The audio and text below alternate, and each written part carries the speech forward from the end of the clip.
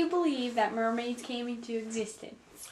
Well, back in the era of the Neanderthal, the prehistoric humans were cut off from the land and forced to live along the ocean, and slowly they became more and more isolated to the point in which they started evolving on their own, separate from the rest of humanity, and they gained features that would help them in the water, such as fins, their legs grew together, gills.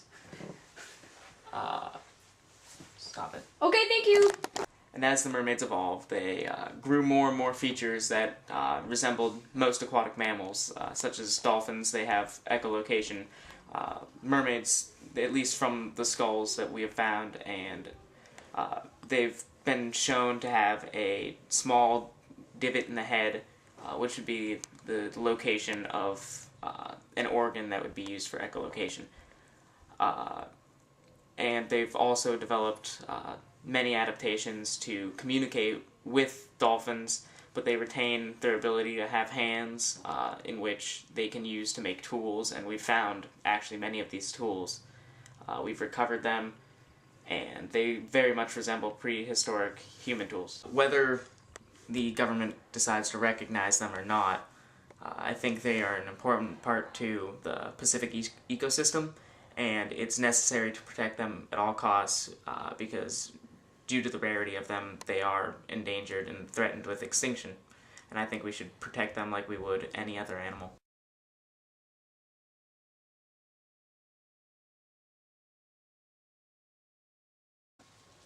So, where do you believe these mermaids came from?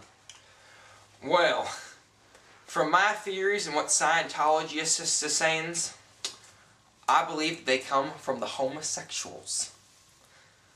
Any other questions, sir?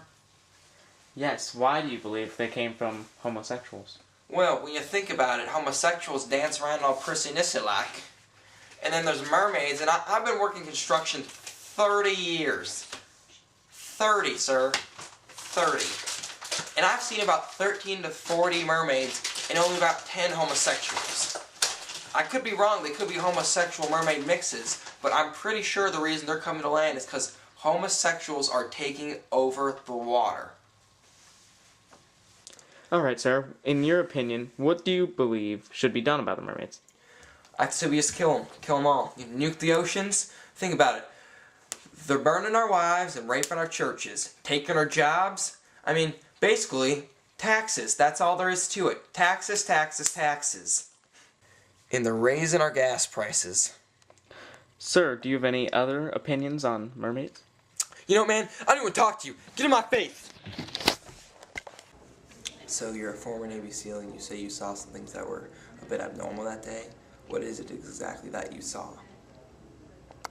So when the military, specifically the Navy, we were testing out a new form of sonar. And the sonar was able to destroy living tissue. And it was going to be developed as a weapon, and we were testing it out in the Pacific. And we decided to use it during one of our test runs. And you noticed after the run that there was a significant amount of blood rising to the surface. That was just the first sort of indication that there was something down there being harmed.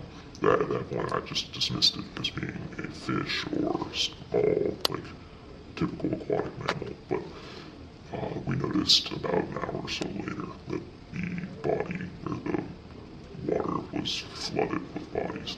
There were tons of mammalian, what I presume to be dolphins at first.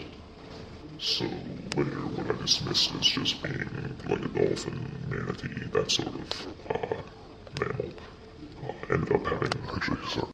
So what you could see was what I presumed to be a mammal, such as a dolphin or a manatee, possibly even a shark.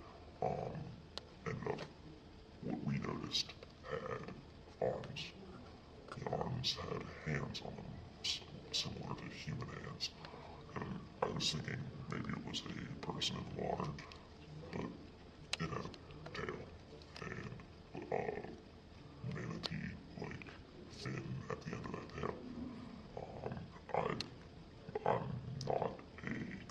conspiracy theorist. I'm not a crazy person, but I know what I saw that day, and it wasn't anything known to the public, and it wasn't anything seen before.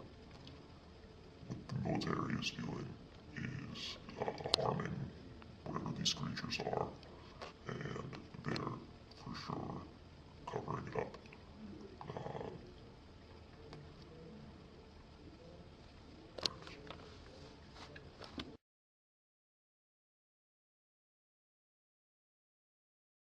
Up in these mines, there's been about 30 signs of Mermaids, and it's just been crazy. You see them all the time. Things got this powers, and it's just amazing how many different things I see. So, I can't believe that all the science we've seen is all I got to go take a bite. This is just ridiculous. We even found a skull, and it's just insane.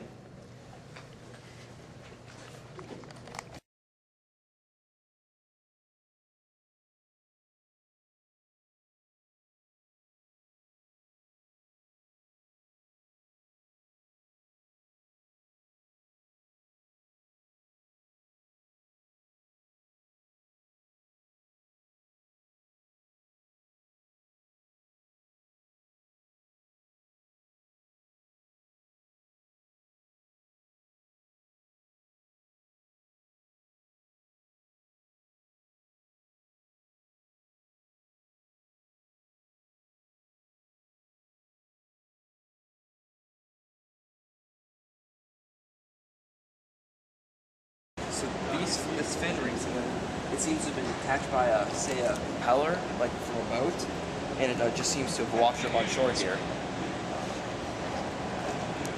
Very odd. Never seen a fin like this one, and we're not actually sure what it's from.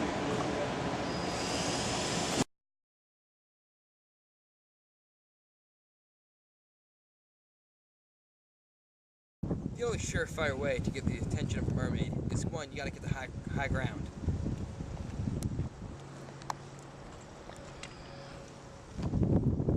And then two, you gotta blow the conch.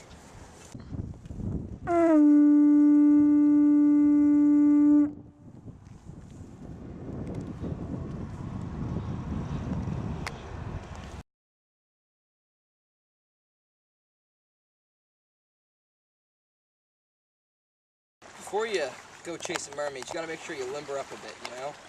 Really loosen up. You don't want to get a cramp mid-mermaid hunt. Those are always the worst. One time back in Guam, you remember that? Yes. We cramped up, it was bad. We lost them. They were like a pack of 6, 7. The legs are the most important thing to stretch, because there's going to be a lot of running. They're fast, even on land. You do want to get the arms and shoulders, so when you're lifting it out of the water, you don't pull any. That is true. Do a couple across the chest. Maybe slowly pull. And you know what? I'd say we're nice and loose. I'd say so. I'd say let's go after this puppy.